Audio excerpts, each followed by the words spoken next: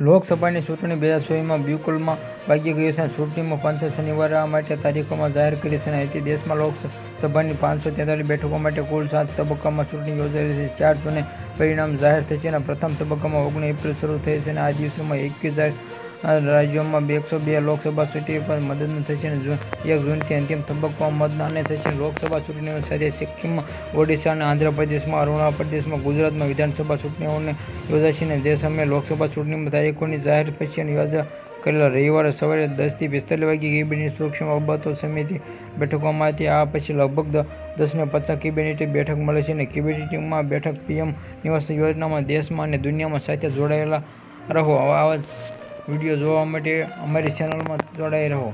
Like, share, subscribe.